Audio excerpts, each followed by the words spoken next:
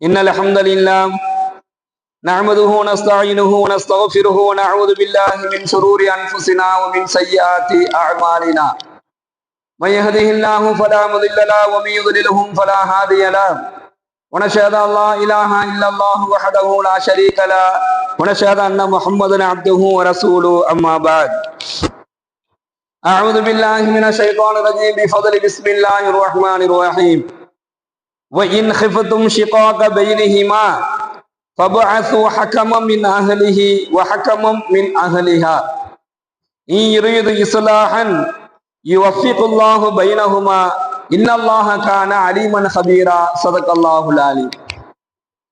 கண்ணியத்திற்குரிய அல்லாஹ்வின் நல்லடியார்களே, சகோதரர்களே, சூரா அன்-நிசாவினுடைய 35வது வசனம் அல்லாஹ் சொல்றான், வயின் ஹிஃபுதும் ஷிகாக பைனஹிமா, கணவன் மனைவி இருவருக்கு இடையில் பிளவுகள் உண்டாகி விடுவதை நீங்கள் பயந்தீர்கள் என்று சொன்னான். கணவன் மனைவிக்கு இருவருக்கும் இடையில ஒரு பிரிவினை ஏற்பட்டுரும் என்கின்ற பயம் உங்களுக்கு வந்துச்சு அப்படின்னு சொன்னா, ஃபபஅஸு ஹக்கமன் மின் அஹ்லிஹி வ ஹக்கமன் மின் அஹ்லிஹா, அவனிலிருந்து ஒரு உறவினரையும் அவனிலிருந்து ஒரு உறவினரையும் நடுவராக அனுப்பி வையுங்கள் என்பதாக அல்லாஹ். கணவன் மனைவி இருவருக்கு இடையில ஒரு பிரச்சனை நடந்துகிட்டே இருக்கு. இந்த பிரச்சனை முடிவுக்கு வந்துரும் சொல்லி பார்த்துக்கிட்டு இருக்கிறோம். ஆனா அந்த பிரச்சனை முடிவுக்கே வரல. இருவருக்கும் வரக்கூடிய இந்த பிரச்சனையில 2 பேரும் பிரிஞ்சு போயிடுவாங்க கூடிய ஒரு நிலை ஏற்படுது. அவ்வளவுதான் முடிஞ்சு, 2 பேரும் பிரிஞ்சிருவாங்க கூடிய ஒரு நிலை ஏற்பட்டுச்சுன்னா அதுக்கு நீங்கள் அஞ்சினீர்கள் என்று சொன்னால் நீங்க உடனே ஏற்படுத்துங்க. அவங்க 2 பேருக்கு மத்தியில என்ன செய்யுங்க, ஒரு நடுவரை ஏற்படுத்துங்க. அந்த நடுவர் யாரா இருக்கணும் அப்படின்னு சொன்னா, ஒரு சைடு ஆளா இருக்கக்கூடாது. கணவன் மனைவி 2 பேருக்கு பிரச்சனை வந்துச்சுன்னா மனைவி சைட்ல இருந்து மட்டும் ஒரு ஆள் வந்து என்ன செய்யக்கூடாது, பஞ்சாயத்து பண்ணக்கூடாது, நடுவரா நிக்க கூடாது, பேசக்கூடாது. அதே போன்று கணவன் சைட்ல இருந்து ஒரு ஆள் மட்டும் வரக்கூடாது. இந்த இடத்துல அல்லாவே சொல்றான், 2 பேருக்கு அந்த மாதிரி பிரச்சனை வந்துருச்சுன்னா ஃபபஅஸு ஹக்கமன் மின் அஹ்லிஹி வ ஹக்கமன் மின் அஹ்லிஹா, அவனிலிருந்து ஒரு ஆளை கொண்டு வாங்க. யாரு? கணவனுடைய வீட்டுல இருந்து ஒருத்தர் வரணும் நடுவரா, கணவனுடைய உறவுல இருந்து ஒருத்தர் நடுவரா வரணும். அதே போன்று மின் அஹ்லிஹா, அவனுடைய வீட்டிலிருந்தும் மனைவியினுடைய வீட்டில இருந்தும் ஒரு உறவினர் நடுவராக வையுங்கள். 2 பேரும் என்ன செய்யுங்க, நீங்க நடுவராக அனுப்பி வையுங்கள் அப்படின்னு ஒரு செய்தி அல்லாஹ் சொல்றான். சொல்லிட்டு 2வது அல்லாஹ் சொல்றான், இன் யுரீது இஸ்லாஹா, அந்த வரக்கூடிய அந்த 2 பேர் இருக்காங்கல்ல, அந்த 2 பேர் நடுவரா வர்றாங்கல்ல, இந்த சைடு ஒரு ஆள் அந்த சைடு ஒரு ஆள், வரக்கூடிய அந்த 2 நபர்களும் இன் யுரீது இஸ்லாஹன், அவ்விருவருக்கும் அதாவது கணவன் மனைவி இருவருக்கும் சமாதானத்தை ஏற்படுத்த விரும்ப வேண்டும். அல்லாஹ் அந்த 2 பேரும் என்ன நோக்கத்துக்கு வரணும் அப்படின்னு சொன்னா, இங்க அல்லாஹ் என்ன சொல்றான்னா, இரு இஸ்லாஹன், அவ்விருவரும் அந்த கணவன் மனைவி சமாதானத்தை ஏற்படுத்த விரும்பினால், அப்போ அவருடைய நிய்யத் எப்படி இருக்கணும், இந்த 2 பேரையுமே நாம 2 பேரும் சேர்த்து வச்சிடணும். இந்த 2 பேரையுமே எப்படியாவது இந்த கணவன் மனைவியை நம்ம சேர்த்து வச்சிடணும் என்கின்ற எண்ணமுடையவர்களாக அவர்கள் இருக்கணுங்கிறதை அல்லாஹ் சொல்ல வரான். இவர்கள் விரும்பினால் இருவரையும் சமாதானத்தை ஏற்படுத்தி சேர்த்து வைக்க அவர்கள் இருவரும் விரும்பினாங்க அப்படின்னு சொன்னா, யுவஃபிகுல்லாஹு பைனஹுமா, அவ்விருவருக்கும் இடையில் அல்லாஹ் ஒரு இணக்கத்தை ஏற்படுத்துவான். இவங்க 2 பேரும் இந்த எண்ணத்துல போனாங்கன்னா அல்லாஹ் அவன் பதிலுக்கு அல்லாஹ் என்ன செய்வானா, யுவஃபிகுல்லாஹு பைனஹுமா, அந்த 2 பேருக்கு இடையில நான் ஒரு இணக்கத்தை ஏற்படுத்துவேன்னு அல்லாஹ் சொல்றான். யார் 2 பேருக்கு இடையில?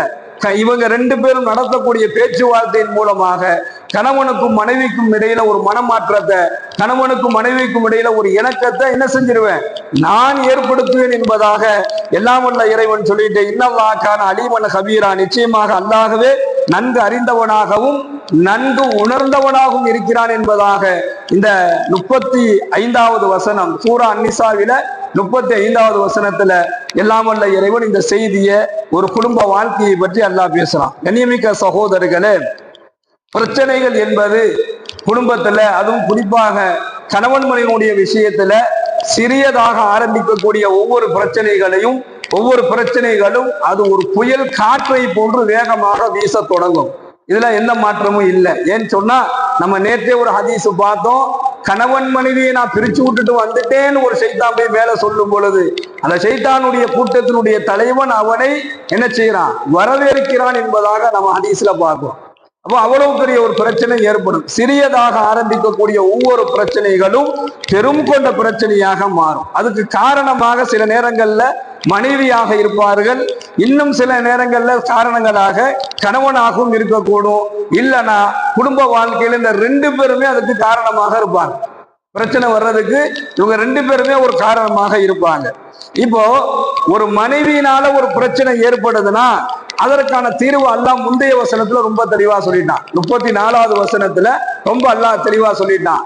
அந்த பெண்ணினால் உனக்கு என்ன செய்யுது, அந்த பெண்ணினால் அந்த பெண்ணுடைய பிடிவாதம், அந்த பிடிவாதம் உனக்கு பயத்தை ஏற்படுத்தினால் அப்ப நீ என்ன செய்ய, அவளுக்கு அறிவுரை சொல்லு. இல்லைன்னா அவளை உன்னுடைய படுக்கையிலிருந்து தள்ளி வை. இல்லைன்னா என்ன செய்ய, அவளை லேசா அடி, அவன் படிஞ்சிருவா அப்படின்னு ஒரு வழிமுறை அல்லாஹ் சொல்லி கொடுத்தான். ஆனால் இது இல்லாம கணவனால் வேறு பிரச்சனை வர்றது அல்லது வேறு காரணங்களாக இருந்து பிரச்சனைகள் ஏற்படும் பொழுது ஒரு சின்ன வீட்டுக்குள்ள நடைபெறக்கூடிய பிரச்சனை, கணவன் மனைவி இருவருக்கும் இடையில் ஏற்படக்கூடிய பிரச்சனை இரண்டு குடும்பத்தார்களுடைய பிரச்சனையாக அது மாறும். ரெண்டு பேருக்கு ஏற்படக்கூடிய பிரச்சனை அது பெரிதாயி பெரிதாயி பெரிதாயி அது ஒரு முடிவுக்கு வராம அது என்ன செஞ்சிடும், இரண்டு குடும்பத்தினுடைய பிரச்சனையாக அது மாறி நிற்கும். இந்த ரெண்டு குடும்பத்தினுடைய பிரச்சனையாக அது வரும்போது என்ன நடக்கும், அந்த குடும்பத்தில் இருப்பவர்கள் ஒவ்வொருவரும் ஒவ்வொருவரை பார்த்து சாடி கொள்வார்கள். இவன் பிரச்சனை இந்த ரெண்டு பேருக்கு தான். இது குடும்ப பிரச்சனையாக மாறும் பொழுது இந்த குடும்பத்தை பத்தி அவர் பேச ஆரம்பிப்பார், அந்த குடும்பத்தை பத்தி இவர் பேச ஆரம்பிப்பார். அப்போ குடும்ப பிரச்சனையாக மாறும் பொழுது இதுல இன்னும் என்ன செஞ்சிருவான் சைத்தான், எவ்வளவு பிரச்சனைகளை உருவாக்கி வளர்த்து விட விடுமோ அவ்வளவு பிரச்சனைகளை சைத்தான் வளர்த்துருவான். அதனாலதான் எல்லாம் வல்ல இறைவன் இந்த வசனத்துல சொல்றான்,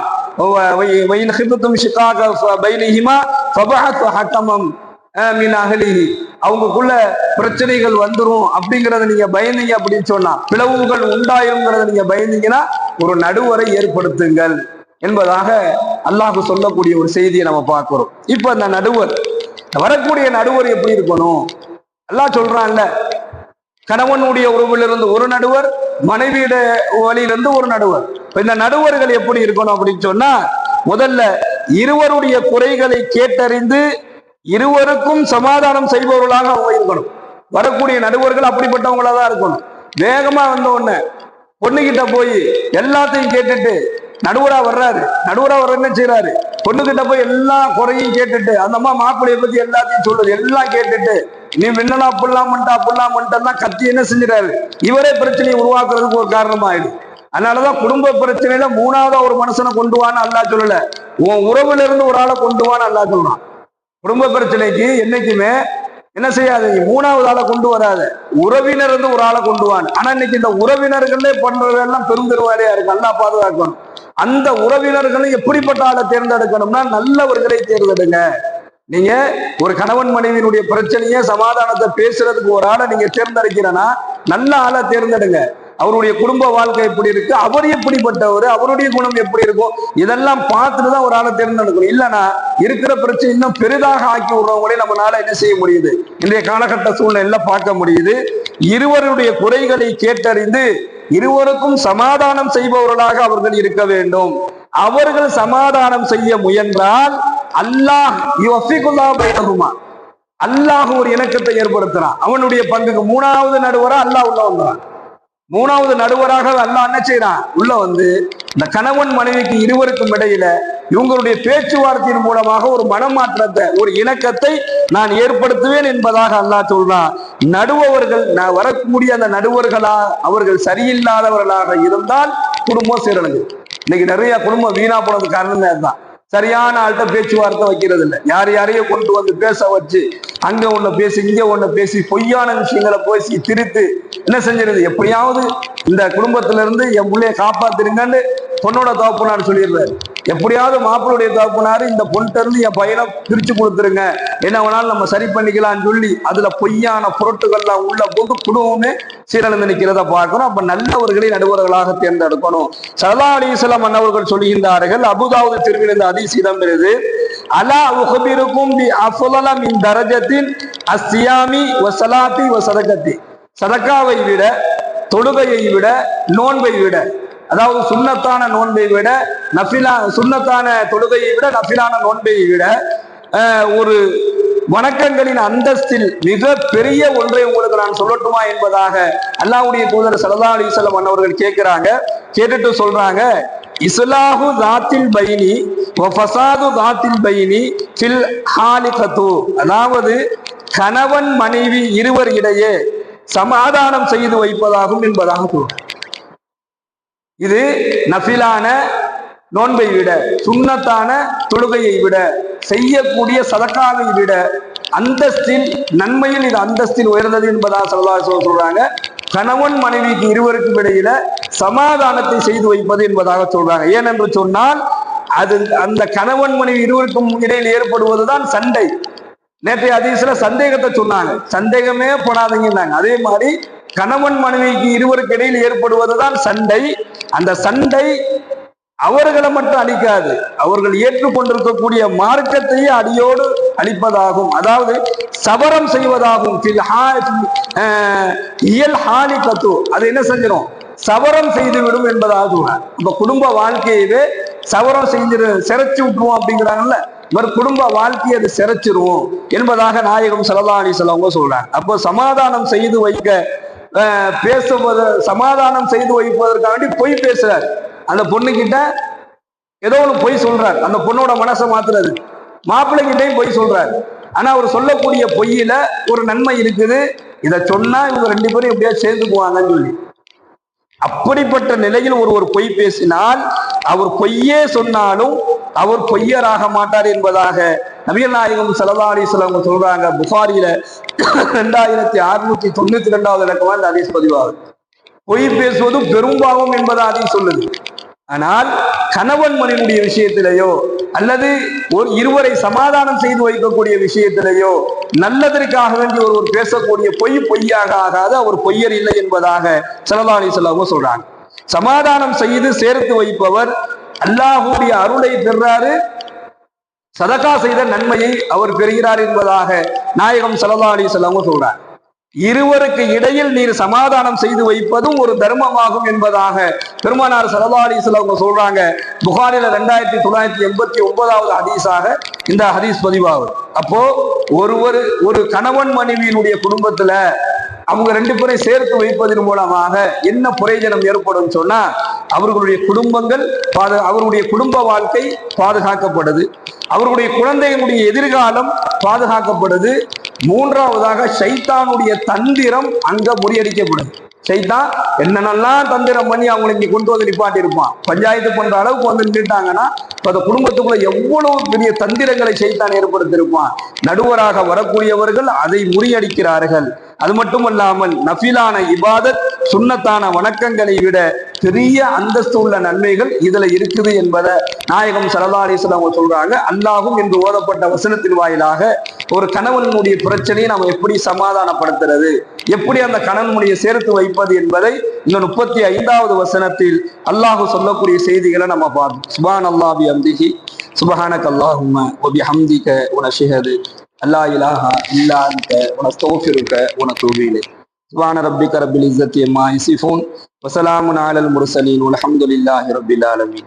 ஸல்லல்லாஹு அலா முஹம்மது ஸல்லல்லாஹு அலைஹி வஸல்லம். ஸல்லல்லாஹு அலா முஹம்மது ஸல்லல்லாஹு